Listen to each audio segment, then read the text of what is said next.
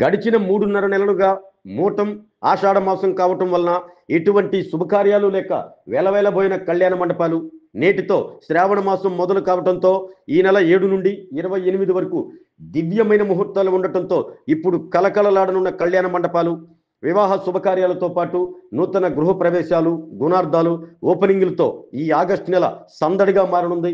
శ్రావణ మాసం కావటం శుభకార్యాలు ఉండటంతో మార్కెట్లో పూలకు పెరిగిన డిమాండ్, అలాగే ఇప్పటి వరకు బోసిగా ఉన్న క్యాటరింగ్ నిర్వాహకులకు ఈ నెలంతా వివిధ రకాల ఆర్డర్లతో బిజీ కానున్నారు.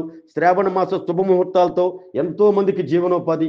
ఆగస్టు నెలలో దివ్యమైన ముహూర్తాలు ఉన్నాయి అంటున్న పూజారులు.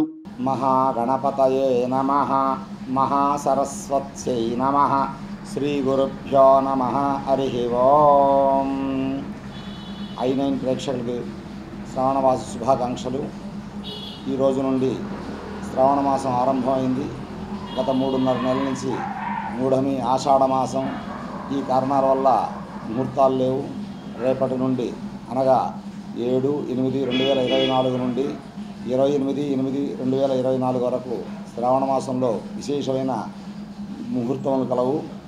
ఈ ముహూర్తంలో అనేకమైన శుభకార్యములు, శంకుస్థాపనలు, గృహప్రవేశములు, వివాహములు, అనేకమైన నామకరణములు, అన్నప్రాసన ఇటువంటి శుభముహూర్తములైనా సరే ఈ శ్రావణ మాసంలో ఆచరించుకోవచ్చు.